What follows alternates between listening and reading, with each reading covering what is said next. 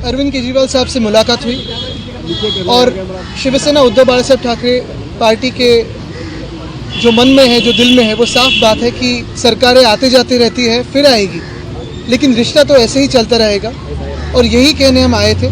पहले हरियाणा, फिर महाराष्ट्र और अब दिल्ली का विधानसभा चुनाव, जिसमें कांग्रेस पार्टी और आम आदमी पार्टी ताश के पत्तों की तरह बिखर गई, सुपड़ा साफ हो गया और अब अरविंद केजरीवाल और राहुल गांधी के आंसू पहुंचने के लिए आदित्य ठाकरे दिल्ली आ गए हैं। नमस्कार, स्वागत है आपका द न्यूज पर।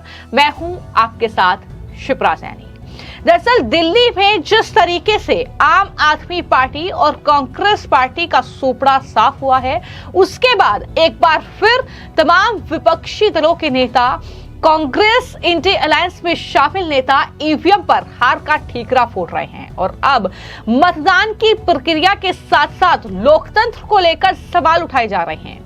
लेकिन इस बीच बड़ी खबर यह है कि आदित्य ठाकरे, जो कि उद्धव ठाकरे के बेटे हैं, वो भी दिल्ली पहुंचे हैं और दिल्ली आकर उन्होंने राहुल गांधी से मुलाकात की है और इसके बाद वो अरविंद केजरीवाल से मुलाकात करने वाले हैं। दिल्ली में आम आदमी पार्टी और कांग्रेस की करारी हार के लिए उन्होंने ईवीएम को जिम्मेदार ठहराया है, यानी आदित्य ठाकरे भी ईवीएम का रोना रो रहे हैं।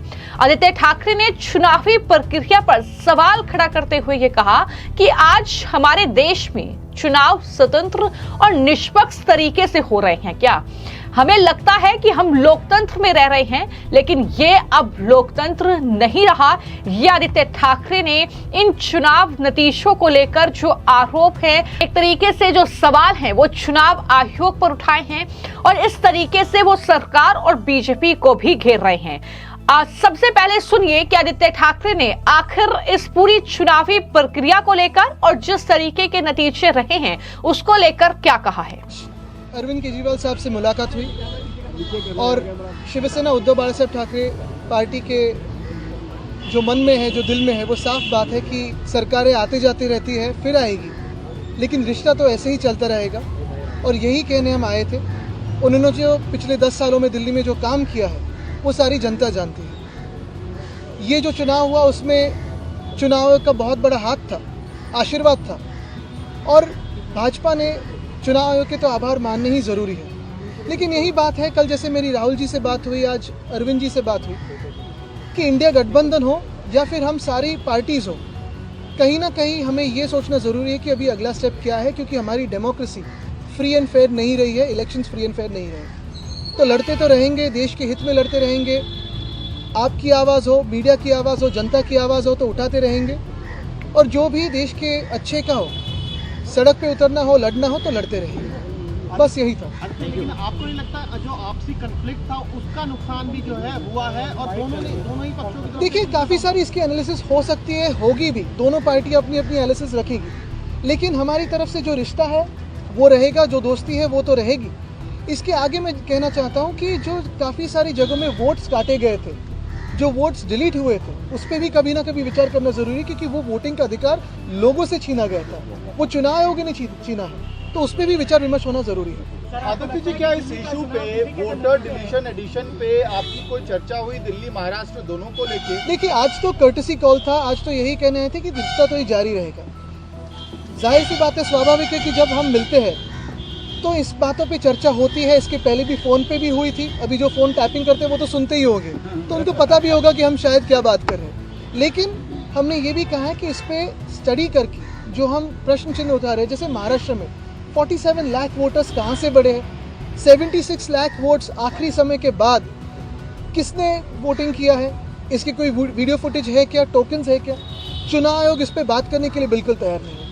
और ये सारी बातें अगर आप देखें तो हरियाणा हो, उड़ीसा हो, दिल्ली हो, मध्य प्रदेश हो, महाराष्ट्र हो, सारी जगह कॉमन है, ये एक पैटर्न दिखने लगा है। तो हमारे देश में आज फ्री एंड फेयर इलेक्शंस होते नहीं है, इसी का ये सबूत है। तो आपने आदित्य ठाकरे को सुना, जिन्होंने दिल्ली में मीडिया से बातचीत की। उन्होंने केंद्र सरकार और चुनाव की प्रक्रिया के साथ साथ लोकतंत्र को लेकर ये तमाम सारे सवाल उठाए हैं। उन्होंने कहा कि हमारे देश का भविष्य संदेह में है। ये बात उन्होंने पत्रकारों से बातचीत करते हुए कही और कहा कि मैं राहुल गांधी से मिला था और आज मैं केजरीवाल से मिलूंगा। आदित्य ठाकरे ने कहा कि आज हमारे देश का भविष्य खतरे में है। उन्होंने कहा कि हमें नहीं पता कि देश में जारी मतदाता धोखाधड़ी और ईवीएम धोखाधड़ी के बीच हमारे कहां जा रहे हैं। यानी उनका ये कहना था कि हम वोट तो डाल रहे हैं, लेकिन ये नहीं समझ में आ रहा कि वोट कहां जा रहा है, किसको पड़ रहा है। तो इस तरीके के सवाल जो है वो आदित्य ठाकरे की ओर से उठाए गए हैं। चुनाव की निष्पक्षता पर सवाल खड़ा कर रहे हैं आदित्य ठाकरे। कल राहुल जी से कल देर रात को मुलाकात हुई, आज अरविंद जी से मुलाकात हो रही है। इसका तात्पर्य यही है कि जो भविष्य है हमारे देश का आज भी एक कोहरे में है, एक धुंधला हुआ है। क्योंकि अगर आप देखें तो पूरे देश में हर कोई चुनाव जो होता है, वोटर फ्रॉड और ईवीएम फ्रॉड, ये दोनों अगर सिस्टम्स अगर आप देखें तो हमें पता नहीं चलता कि हमारा वोट जा रहा है कहां। फ्री एंड फेयर इलेक्शंस क्या हमारे देश में हो रहे हैं, क्या चुनाव हमारे फ्री एंड फेयर है, ये पूछने का आज वक्त आ गया है। और हम प्रिटेंड कर रहे हैं, हम एक बर्ताव कर रहे हैं ऐसे कि हम डेमोक्रेसी में हैं, लेकिन शायद हमारी डेमोक्रेसी अब नहीं रही है। ये जो प्रिटेंशियस डेमोक्रेसी है उसे दूर करने के लिए हर एक पक्ष को साथ में आना होगा। कर्टसी में विजिट तो थी, कल राहुल जी के साथ थी, आज अरविंद जी के साथ है, लेकिन देश भर में जो हमारे साथ हुआ है या फिर जो आज केजरीवाल साहब के साथ हुआ या कांग्रेस के साथ हुआ, कल होते होते बिहार में नीतीश जी के साथ भी होगा, उनकी भी सीट चली जाएगी और भाजपा सत्ता प्राप्त कर लेगी।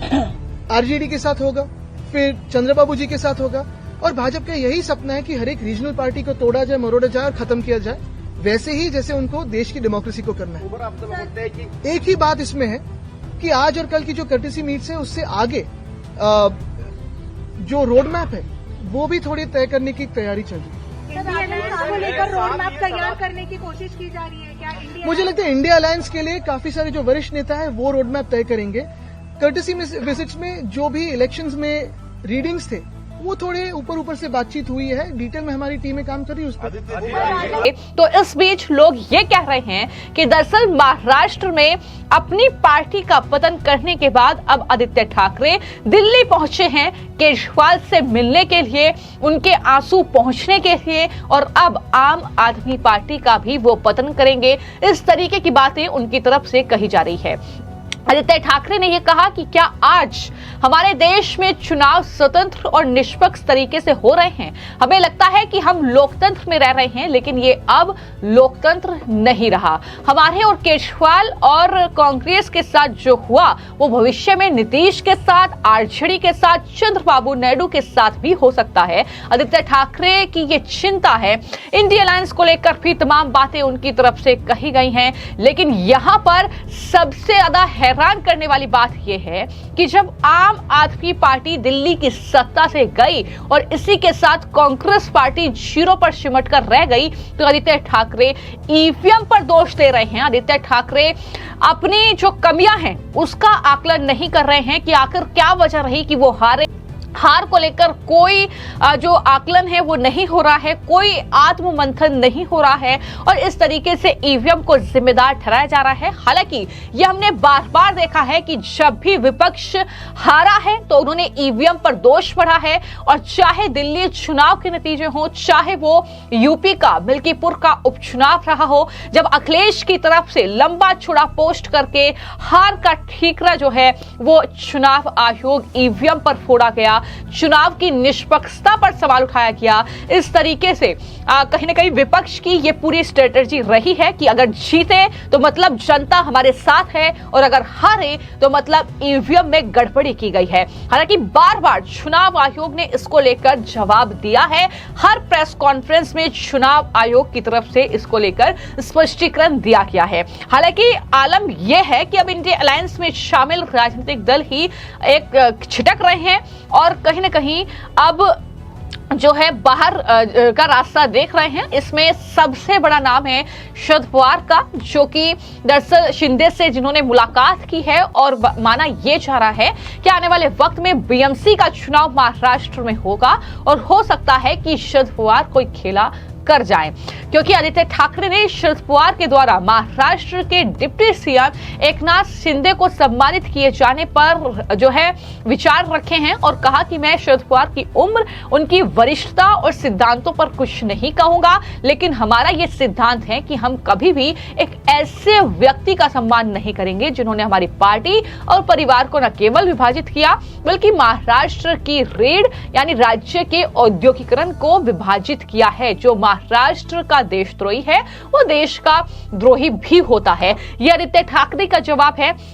लेकिन यहां पर स्थिति बिल्कुल स्पष्ट है कि पहले हरियाणा का चुनाव इस इंडी अलायंस ने हारा, जो आम आदमी पार्टी है, कांग्रेस पार्टी है, जीती नहीं और वहां पर बीजेपी अपनी सरकार बनाने में कामयाब रही। उसके बाद महाराष्ट्र में भी जो है शरद पवार चाहे उद्धव ठाकरे हो, कांग्रेस हो, सुपड़ा साफ हो गया और आम आदमी पार्टी का जादू दिल्ली में भी नहीं चल पाया। तो ऐसे में एक बार फिर से ईवीएम पर सवाल उठाए जा रहे हैं और जैसा कि तमाम बीजेपी के नेताओं ने ये पहले ही अंदेशा लगा दिया था कि अगर आम आदमी पार्टी हार रही है, कांग्रेस पार्टी इस तरीके से शून्य पर भी सिमट रही है तो भी ईवीएम को दोष बढ़ा जाएगा, तो भी मतदान की प्रक्रिया पर सवाल उठाया जाएगा, लेकिन अपनी कमियों का आकलन नहीं किया जाएगा।